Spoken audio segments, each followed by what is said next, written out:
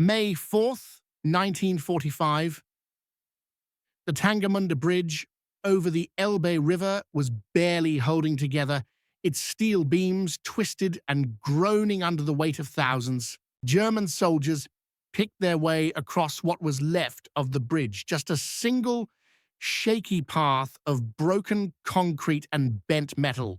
It was all that remained after the Wehrmacht blew it up back on April 12th, hoping to slow the Allies. Now it was the only way out. American intelligence picked up a signal. The 102nd Infantry Division was watching the sector. Wehrmacht units were abandoning everything, ditching their posts, destroying whatever equipment slowed them down, doing anything to get west. The Americans saw the mass movement. About 100,000 soldiers and civilians scrambling for a shot at escape through the wreckage. Captain William Patterson, 405th Infantry Regiment, put down his field glasses and tried to take in the endless stream of people crossing the ruins. The Americans had reached the Elbe 2 weeks before and dug in, just like they'd agreed at Yalta, but nobody on the Allied side expected this battered bridge to become the center of the biggest voluntary military surrender the West had ever seen. What drove the Germans wasn't strategy anymore. It was survival. Plain and simple. Word spread fast. Soviet captivity meant death. American captivity meant a chance to live. Intelligence at SHAEF headquarters showed the scale. Germans weren't just retreating, they were smashing their own gear to keep moving and even fighting off their own SS units that tried to block them. The Wehrmacht, once so disciplined, was now just a flood of people desperate to reach the Americans on the Western Bank. By late April, everything was clear. German intel had picked up Soviet radio traffic. The numbers were brutal. For every 100 Germans captured by the Red Army, maybe 40 would ever see home again. In reality, it was worse. The war was lost. 8 million German civilians were fleeing west from East Prussia, Silesia, and Pomerania. Behind them, Marshals Zhukov and Konev's armies crushed the last German resistance, 20 Soviet divisions for every German one still standing. The Soviets advanced 30 kilometers a day. Refugees, if they were lucky, managed 10. The outcome was set. Field Marshal Wilhelm Keitel's final orders, found after the surrender, said it all. Get as many Germans as possible to the Western Allies before the Soviets closed in. This wasn't defeatism, it was survival. Surrender to the Americans, live. Surrender to the Soviets, die. The Yalta Agreement had already drawn the lines on the map, but German commanders gambled on one thing. The Americans had stopped at the Elbe as agreed. If German troops could cross before the Soviets arrived, they'd be in American hands. This wasn't about victory or peace talks. It was about living through captivity. On the Elbe's west bank, the Americans had the supplies and organization to handle what was coming. Military police, field kitchens that could feed 15,000 a day, mobile medical units, mountains of supplies thanks to American industry. Major James Morrison, operations officer for the 102nd, had already seen what it took to process mass surrenders. Just last month, 325,000 Germans gave up in the Ruhr pocket. He knew the math. 1,000 prisoners meant 3 tons of food a day, 5,000 gallons of water, medical checks for typhus and dysentery, delousing, and a dozen forms for every single person. The Geneva Convention spelled out what prisoners needed. 2,800 calories for workers, 2,000 for the rest. Keeping things organized meant the difference between order and chaos. The Germans, limping toward the Elbe, showed just how far their army had fallen apart. Some SS units still had Tiger tanks and working radios. Regular divisions were down to the size of battalions, carrying only their rifles. Volkssturm units, boys as young as 14, old men over 60, had little more than armbands and rusty World War I rifles. Right behind the main forces came all sorts of support staff. TOT construction battalions, Luftwaffe ground crews with no planes left, Navy men from destroyed ports, and female auxiliaries who faced some of the worst dangers if the Soviets caught them. By April 25, 1945, intelligence reports put about 1.2 million German troops east of the Elbe. Out of those, 300,000 still belonged to real fighting units. Another 400,000 worked in support roles. The biggest group, around 500,000, were scattered Wehrmacht and Volkssturm, already running west, desperate to escape. What mattered most was speed. Soviet armored units could cover 50 kilometers a day. Germans on foot, if they were lucky, managed 30. The window to get out was tiny, barely a few hours for many. The turning point came on April 20th. General Walter Wenck got a direct order from Hitler: attack toward Berlin with his 12th Army. Wenck refused to throw his men into that hopeless fight. Instead, he made a call that ended up saving hundreds of thousands. He gathered his commanders at his headquarters near Belitz and told them straight the war was lost. Now, he said, their duty was to living people, their own soldiers, and the civilians counting on them. So they would attack west, not east, fighting to open a corridor to the Americans. This wasn't cowardice. It was a practical act of mercy. Wenck's intelligence officer, Colonel Gunther Reichhelm, had grim numbers from the east. In East Prussia alone, 300,000 civilians had died during the Soviet advance, killed in combat, murdered in revenge, or victims of mass rape. Apply those numbers to the crowded region between the Elbe and the Soviets, and you're looking at potential casualties in the millions. By April 24th, American forward observers started to see bizarre scenes. German vehicles rolled up to the Elbe, headlights blazing, packed together, with no attempt at tactical spacing. Wehrmacht units marched in parade formation, officers keeping their posture even in defeat. These weren't shattered mobs.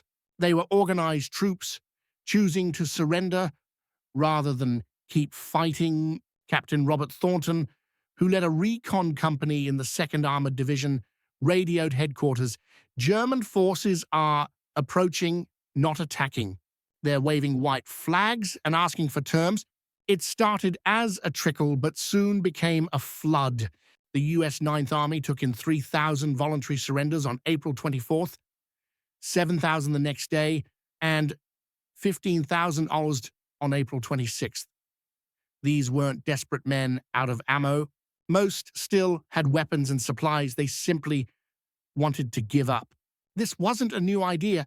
Earlier in April, when Field Marshal Walter Model dissolved Army Group B instead of surrendering officially, 325,000 German troops handed themselves over to the Americans. News spread fast, stories of decent treatment, food, medical care, and protection from angry, displaced people shot through the Wehrmacht's rumor mill. American radio intercepts picked up German commanders, reassuring their troops. On April 27th, the commander of the 3rd Panzer Corps sent out, "Americans are honoring the Geneva Convention at all collection points. Medical treatment and food confirmed." That last bit mattered. German soldiers had been starving for weeks. Hearing the Americans would feed and care for them hit hard. Men who'd fought fanatically for 6 years now only cared about reaching American lines. Sergeant Wilhelm Becker of the 21st Panzer Division later said, "We'd heard the Americans fed prisoners, gave medical care, didn't shoot the wounded. After years of total war, that kind of humanity seemed impossible. But we ran toward it." Getting there wasn't easy. SS blocking units had strict orders: shoot anyone retreating without permission. Military police set up checkpoints on all Western roads, turning back or even executing so-called defeatists trying to escape. The SS, loyal to the bitter end, saw surrender as betrayal, not survival. The Halbe Pocket tells the story best. From April 24th to May the 1st, it turned into a bloodbath. General Theodor Busse's Ninth Army, with 200,000 soldiers and 40,000 civilians, got trapped southeast of Berlin. Hitler wanted them to fight through to the capital. Instead, Busse worked with Wenck to break out west, aiming for the Americans. The breakout started at 8 p.m. on April 25th. The 11th SS Panzer Corps used their last drops of fuel to smash through Soviet lines near Halbe. Behind them, a desperate column of soldiers and civilians followed, willing to risk everything for a chance at surrender. Combat troops, medics, staff officers, refugees, families, even the regimental bands dragging their battered instruments, everyone was in that column. It twisted for 30 kilometers through the Spree forest, a desperate, tangled mass of people pushing through mud and thickets. The Soviets didn't waste time. Rockets hammered the packed lines. Il-2s swooped down, strafing anything that moved. T-34s smashed through makeshift barricades, and the soldiers behind them, the forest turned into a killing ground. Bodies stacked up at every stream crossing, where Soviet machine guns had a perfect angle. Wounded men who couldn't keep up were left behind. Colonel Hans von Luck, leading what was left of a panzer regiment, couldn't even call it war anymore, just slaughter. Artillery turned narrow trails into killing zones. We kept moving because stopping meant death. I watched officers shoot their own wounded, not out of cruelty, but because the alternative, Soviet capture, was worse. The numbers tell the story. 200,000 started the escape. Only about 40,000 made it to Wenck's lines, and eventually, American captivity. The Halbe Forest Cemetery holds 24,000 graves now. Most marked unknown German soldier. Another 60,000 fell into Soviet hands. Few survived captivity. The rest just disappeared, killed in scattered fights, drowned trying to cross rivers, or simply lost in the woods. General Wenck's 12th Army pulled off something close to a miracle. He ignored Hitler's orders to attack Berlin and instead opened a 40-kilometer corridor from the Elbe River to reach the fragments of German forces cut off to the east. His 100,000 men, including what was left of the elite Clausewitz and Scharnhorst divisions, held that corridor against constant Soviet attacks while refugees poured through. Wenck set up his headquarters in a schoolhouse near Fürth and turned it into the nerve center for the evacuation. His staff barely slept, organizing transport for the wounded, handing out the army's last scraps of food to civilians, and keeping radio contact with scattered German units still trying to fight their way west. Lieutenant Hans Maimann, working in operations, summed up the scale of it. We estimate 500,000 civilians in our sector, plus pieces of 20 different military units. No food left, medical supplies gone, enough ammo for maybe 48 more hours of fighting. But we have to hold until everyone who can be saved gets to the Americans. Wenck personally toured the front lines, urging exhausted soldiers, many just teenagers or old men, to hang on a little longer. To them, he became something almost legendary. He could have run. As one soldier put it, senior officers vanished every day, driving west in staff cars. But Wenck stayed. Because he stayed, we stayed. His defensive plan was clever. Rather than trying to hold a solid line, he set up strong points at key crossroads and bridges that forced the Soviets to organize full assaults, slowing them down and buying time for the refugees, though it cost the defenders dearly. The ruined Tangermünde bridge became the main escape route. The Wehrmacht had blown it up on April 12th to slow the Americans, but now its twisted remains were the only way across the river for 50 kilometers in either direction. German and American engineers worked from opposite banks, shoring up the wreckage until there was just enough of a path for people to cross in single file. What happened there had no real precedent. From May 4th to 7th, around 100,000 people made it over that shaky bridge. Wehrmacht colonels directed traffic next to American sergeants. German MPs kept order on one side, American MPs on the other. Both sides knew chaos meant disaster.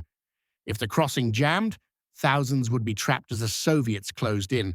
Lieutenant Colonel William Davis of the 102nd Infantry Division called it surreal. German officers saluted us. We saluted back. Their engineers asked ours for help. Shoring up the bridge, we gave it. Everyone knew lives depended on that crossing. The stream of people never stopped. It was heartbreaking. A German colonel arrived with his entire regimental staff insisting on formally surrendering their battle flag. An SS general still in full dress asked for honorable captivity for his men. A Navy captain led 200 sailors who hadn't seen the sea in months, forced into ground combat like everyone else. Some of the women helping out were barely 17, and they begged American soldiers not to send them back east. But it was the civilians who broke your heart. Families bundled what little they had into baby carriages or wheelbarrows. In the crush, kids got separated from their parents and ended up passed from one set of hands to another across the bridge. Strangers carried the old folks who couldn't make it on their own. Hospital staff refused to leave their patients behind. They wheeled beds right across the river. Master Sergeant James Patterson was in charge at the western end. He wrote later, "They came in waves, dawn to dusk, then all night by moonlight. Soldiers still carrying weapons, stacking them in piles like firewood. Women with babies. Kids who should have been in school wearing Wehrmacht uniforms. Old men with Volkerm armbands. Nobody ran, nobody fought. They were just relieved to make it to our side. The numbers were just too much. American command was supposed to process every prisoner, paperwork, medical checks, food, shelter, Geneva rules and all that. It took 20 minutes just to handle one person. But then 20,000 showed up in a single day. The system couldn't cope, so Colonel Benjamin Thompson, Chief of Staff for the 18th Airborne Corps, made a call. Forget the paperwork. Feed them, clean them up, treat the wounded. The forms could wait, lives couldn't. That decision saved thousands, but it left chaos behind. Families lost each other in the confusion.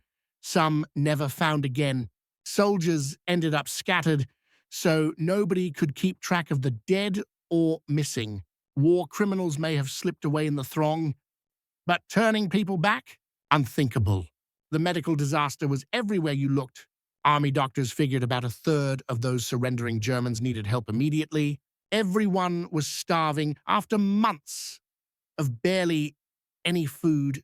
Lice spread typhus, and an epidemic seemed just around the corner. Wounds that had gone weeks without care turned into gangrene. Medical teams built for a few dozen patients had to treat hundreds every day.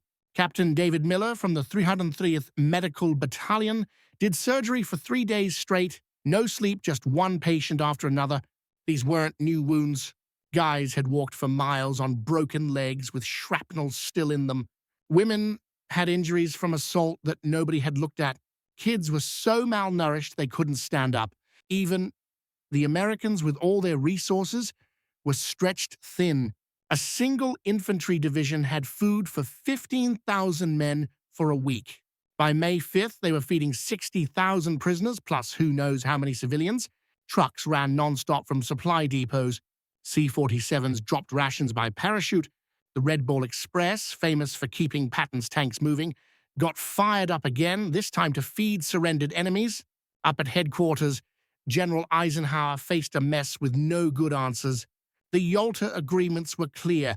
German forces had to surrender to all the Allies together, accepting surrenders only to the Western Allies while they kept fighting the Soviets broke the rules. But the humanitarian disaster was staring everyone in the face. On May 4th, Admiral Dönitz, who had taken over for Hitler, sent Admiral von Friedeberg to talk with Field Marshal Montgomery. Friedeburg didn't beat around the bush. He wanted to surrender all German forces in northwest Germany, Denmark, and Holland to the Western Allies, letting as many Germans as possible escape the Soviets. But Montgomery's hands were tied by Allied agreements. He could only take an unconditional surrender to all Allies. Still, he saw what was happening. In his memoirs, he wrote, "The Germans weren't just seeking military surrender. They were seeking salvation from Soviet retribution. As soldiers, we could offer honorable captivity. What the Russians offered, God only knows." So the Allies improvised. Germans who reached American lines before the official surrender on May 8th became prisoners. Anyone arriving after that was subject to being sent back to the Soviets. This set a grim deadline: cross the Elbe before midnight on May 8th, or face the Soviets. General Omar Bradley, in charge of the 12th Army Group, later said, "We knew what we were doing. We accepted surrenders we technically shouldn't have. Processed enemies still fighting our allies, but we also knew what Soviet captivity meant. Sometimes humanity trumps protocol." From May 4th to May 8th, the pace was frantic. With formal surrender just days away, German units stopped pretending to be organized armies. They tossed away their weapons, anything that slowed them down. Officers burned documents rather than risk being caught. Everybody just tried to outrun history for a few more hours. Entire divisions just fell apart as soldiers made up their minds to run west. The battered Tangermünde crossing kept going non-stop. Even when Soviet guns got close enough to hit it on May 6th, people still poured through. Refugees, soldiers, anyone desperate to get away. American officers told their artillery crews to fire back at the Soviets, technically fighting them, just to shield the Germans trying to surrender. It was one of those moments in history that's almost impossible to believe. Americans and Germans, still officially enemies, working together. At 2:41 a.m. on May 7th, General Alfred Jodl signed Germany's unconditional surrender at Reyes. The ceasefire wouldn't kick in until 11:01 p.m. on May 8th. That meant German troops had exactly 45 hours to reach the safety of American lines. So began the wildest, fastest escape in military history. What happened next didn't look like a retreat or surrender. It was more like a mass migration. Armed, desperate, unstoppable. Intelligence guessed that 250,000 German soldiers were still east of the Elbe on May 7th. In those 45 hours, about 180,000 made it across to the Americans. The rest ended up in Soviet hands, and for most of them, that was a death sentence. General Wenck's final move showed a strange kind of honor in defeat.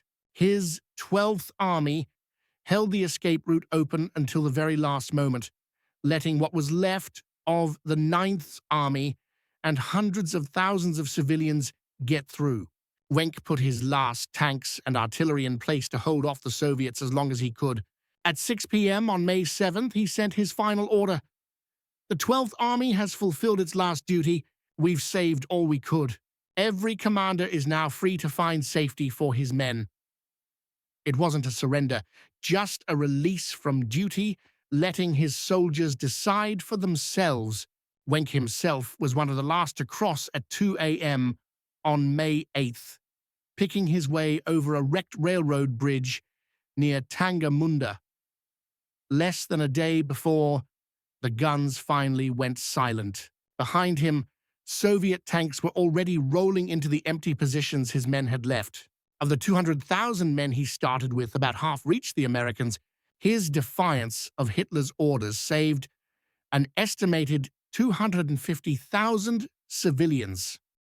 The personal stories from those days show just how desperate things got. Luftwaffe Lieutenant Klaus Hartmann flew his battered Messerschmitt Bf 109 west until it ran out of fuel, crash landing in an American field rather than risk falling to the Soviets. U-boat commander Heinrich Lehmann-Willenbrock took his submarine up the Elbe as far as he could go, scuttled it, then led his crew across land to American territory. One Wehrmacht doctor refused to leave his badly wounded patients, knowing he'd be captured, saying simply, "Someone has to care for those who can't run." A teenage soldier gave up his spot on a jam-packed truck to an old man, then started walking 100 kilometers to the American lines. He got there 18 hours after the ceasefire, technically too late, but the American guards let him in anyway. The Rhein Meadow camps turned into makeshift holding pens for this tide of humanity. Most were just fields ringed with barbed wire, but by May 15th, they held over 1 million German prisoners. Conditions were harsh, no real shelter at first, just holes in the ground and basic rations of about 1,200 calories a day until supplies improved. Water came from rivers and pipes thrown together in a hurry. Sanitation barely existed. Disease spread fast in the crowding, but the death rate stayed below 1%, a world away from the horror of Soviet camps, where it soared to 35% or worse. Colonel James Foster ran Camp Remagen and faced chaos on a scale he'd never imagined. The place was built for 100,000 all, but held 184,000 by May 2012th. SS generals bunked next to communist prisoners, teenage Hitler youth beside grizzled Stalingrad veterans, women's auxiliaries who needed separate quarters, and sailors who'd never fought on land. It was barely controlled chaos, but Foster and his team kept order and kept people alive. Processing the prisoners showed just how completely the Wehrmacht had collapsed. Some groups showed up with paperwork, easy to register. Others had nothing but their own names. The once feared 16th Panzer Division arrived with just 312 men out of an original 14,000. The 246th Volksgrenadier Division, only 89 old men. It was impossible to classify everyone. Were Hitler youth soldiers or just kids? Were female auxiliaries military or civilian? Were the Volkssturm fighters or just locals pressed into service? The Americans usually took the humane route, treating everyone as prisoners of war and giving them Geneva Convention protections. As the Soviets took over the East, the Germans' terror turned out to be justified. Documents released after 1991 show the awful truth. Out of about 3 million Germans who surrendered to the Soviets, at least 1.1 million died in captivity. In 1945 and 1946, death rates in some camps shot past 50%. The Germans who made it west escaped a nightmare. It wasn't just one thing that killed so many German prisoners in Soviet hands. It was a mess of problems tangled together.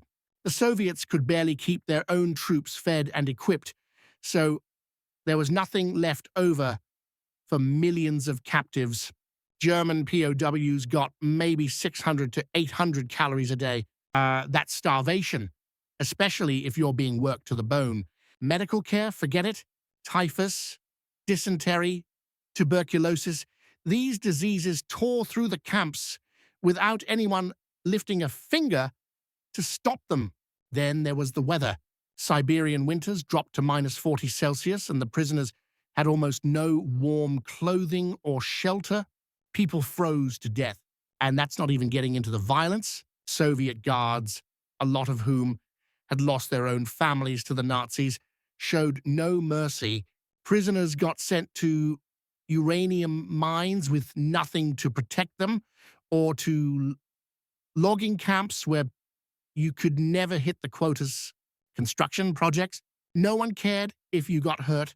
If you were wounded or sick, they just shot you. One former Soviet officer, Victor S. Staff, wrote, "We were told every dead German was payment for our suffering. Payment for Leningrad, Stalingrad, for 27 million Soviet dead. Guards competed to see who could work prisoners to death the fastest. Showing mercy was seen as betrayal. The numbers make it all painfully clear.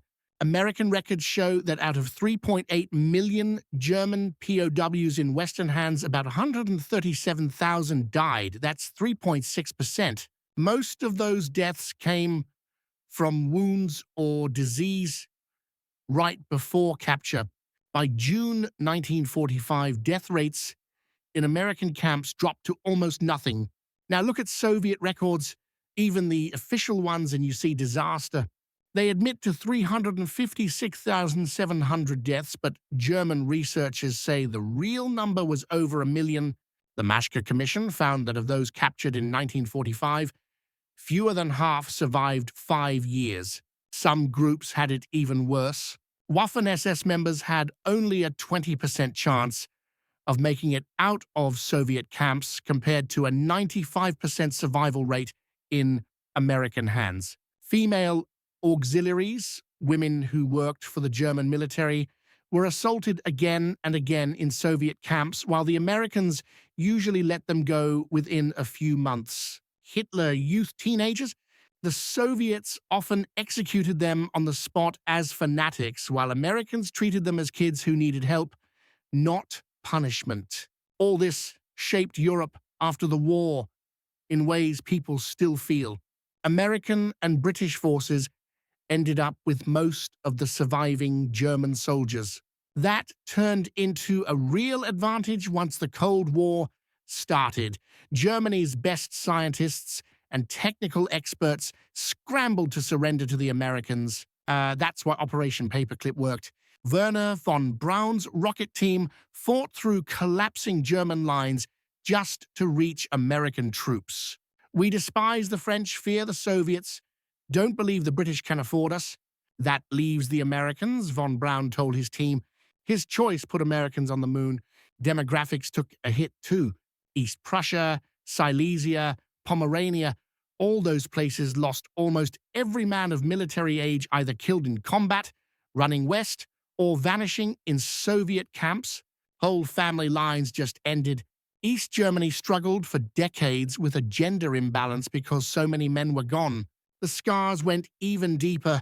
Families split by the new border, often traced it back to those frantic days in May 1945. Some made it to American lines, others got trapped in the Soviet zone. Whether you lived or died or where you ended up depended on which army you found first. That randomness became a lifelong trauma for so many Germans, and by 11 p.m. on May 8th, 1945, when the war officially ended, American forces had processed about 1.5 million German POWs in just 3 weeks.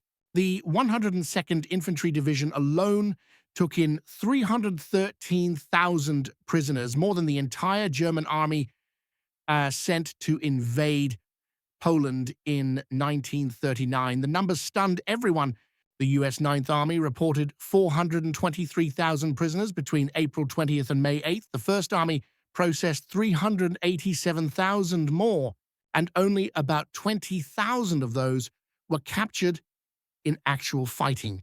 The rest surrendered on purpose, sometimes fighting their own way through German lines just to give themselves up. General Omar Bradley said it best: "We prepared for victory, not for this." The German army didn't just surrender, it dissolved. After 6 years of fanatic fighting, these men suddenly wanted only one thing: to reach American lines. They knew, even before the rest of the world did, that surrendering to Americans meant living. Surrendering to the Soviets? Probably death. And it didn't stop when the ceasefire hit.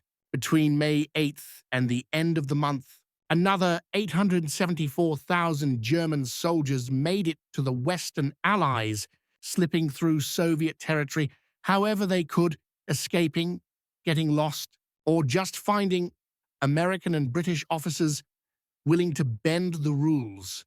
Behind every number was a person, Corporal Friedrich Müller, who surrendered at Tangermünde on May 5th, wrote in his diary, "First day without fear in 6 years. Americans gave us bread, It wasn't just one thing that killed so many German prisoners in Soviet hands. It was a mess of problems tangled together. The Soviets could barely keep their own troops fed and equipped, so there was nothing left over for millions of captives. German POWs got maybe 600 to 800 calories a day.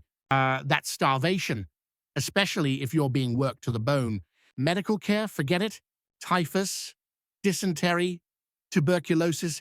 These diseases tore through the camps without anyone lifting a finger to stop them.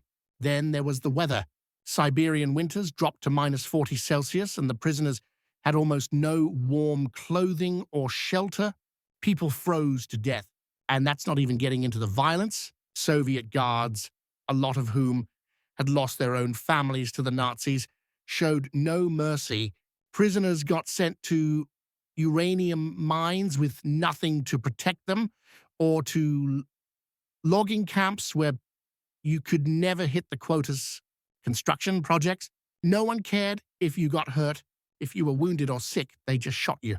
One former Soviet officer, Victor S. Staff, wrote, "We were told every dead German was payment for our suffering. Payment for Leningrad, Stalingrad, for 27 million Soviet dead. Guards competed to see who could work prisoners to death the fastest. Showing mercy was seen as betrayal. The numbers make it all painfully clear. American records show that out of 3.8 million German POWs in Western hands, about 137,000 died. That's 3.6%. Most of those deaths came from wounds or disease right before capture. By June 1945, death rates in American camps dropped to almost nothing. Now look at Soviet records, even the official ones, and you see disaster. They admit to 356,700 deaths, but German researchers say the real number was over 1 million. The Maschke Commission found that of those captured in 1945, fewer than half survived 5 years. Some groups had it even worse. Waffen-SS members had only a 20% chance of making it out of Soviet camps compared to a 95% survival rate in American hands. Female auxiliaries, women who worked for the German military, were assaulted again and again in Soviet camps, while the Americans usually let them go within a few months. Hitler Youth teenagers? The Soviets often executed them on the spot as fanatics, while Americans treated them as kids who needed help, not punishment. All this shaped Europe after the war in ways people still feel. American and British forces ended up with most of the surviving German soldiers. That turned into a real advantage once the Cold War started. Germany's best scientists and technical experts scrambled to surrender to the Americans. That's why Operation Paperclip worked. Werner von Braun's rocket team fought through collapsing German lines just to reach American troops. We despise the French, fear the Soviets, don't believe the British can afford us. That leaves the Americans, von Braun told his team. His choice put Americans on the moon. Demographics took a hit too. East Prussia, Silesia, Pomerania, all those places lost almost every man of military age, either killed in combat, running west, or vanishing in Soviet camps. Whole family lines just ended. East Germany struggled for decades with a gender imbalance because so many men were gone. The scars went even deeper.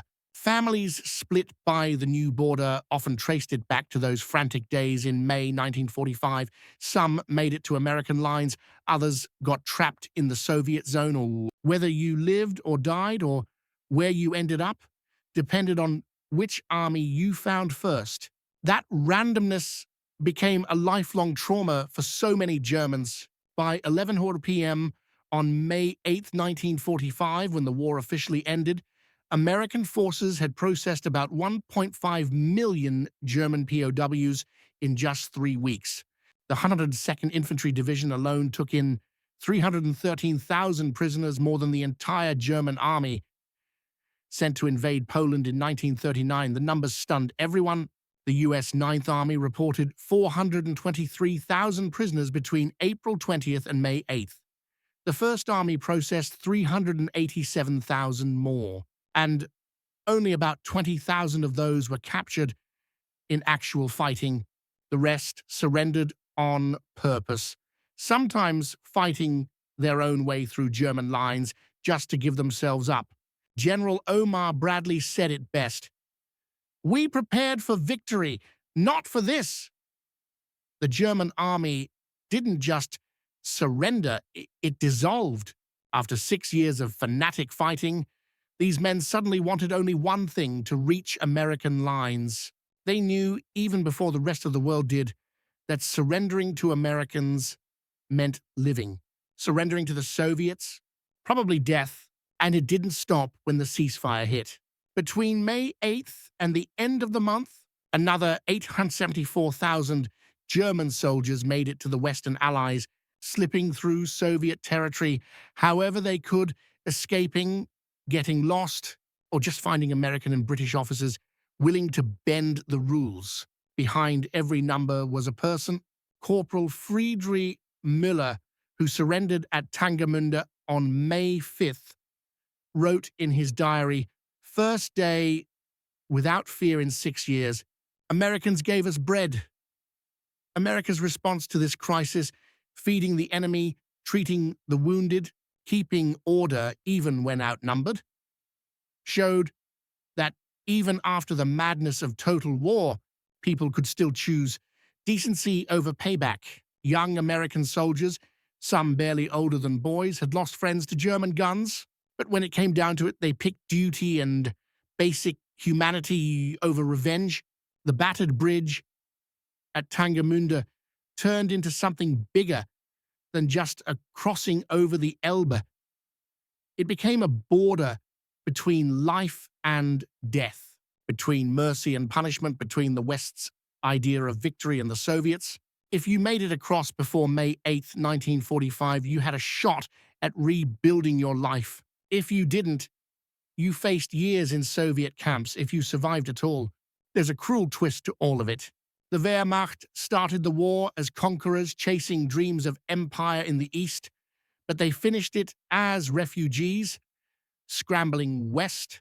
The so-called master race, reduced to desperate men running for their lives. The Reich that was supposed to last 1,000 years barely made it to 12. In the end, its soldiers were racing to surrender to armies they once mocked as soft and decadent. Historians still argue about what happened at the Elbe. Was America's acceptance of these surrenders a triumph of compassion or a breach of Allied agreements? Did saving German soldiers from the Soviets serve justice, or did it undermine it? The debate goes on, but the human impact is obvious. Those days changed everything. The memory of American mercy since shaped post-war relations, helped West Germany join NATO, and paved the way for democracy to take root. America's decision in those desperate moments turned an enemy into an ally. It shaped the whole Cold War order. That last crossing of the Elbe wasn't just the end of World War II. It was the biggest bet on mercy military history has ever seen. Defeated men gambled that their enemies would choose humanity over hate. For those who made it, that gamble paid off. Their lives, those are the real stakes here. And through them, a new Germany rose from the ruins and became a pillar of European democracy. The bridge at Tangermünde, where so many crossed from death to life, was never rebuilt. But people still remember it. It stands, at least in memory, as proof of a simple truth. Victory isn't measured by how many you destroy, but by how many you save. Not by vengeance, but by mercy. That's the real lesson of the German flight to American lines in 1945. Even in the worst of times, people can choose mercy over revenge and life over death. For those hundreds of thousands who crossed the Elbe in those frantic days, that choice made all the difference. It was more than just an escape from the Soviets. It was a step away from the old world of total war and hate towards something new: law, dignity, and the hope of mercy. The fact that so many risked everything to reach the Americans wasn't just a military story, it was a human story, a testament to what mercy in victory can do. In the end, it all circles back to that broken bridge over the Elbe. Enemies became prisoners and, in a way, found salvation. American soldiers, many still haunted by the war, became unlikely saviors, and the simple act of accepting surrender turned into something bigger. Proof that even in the darkest hour, humanity can win out. That's the legacy of those days in 1945. In the aftermath of total war, the choice between mercy and revenge shaped not just individual lives, but the fate of nations and the verdict of history.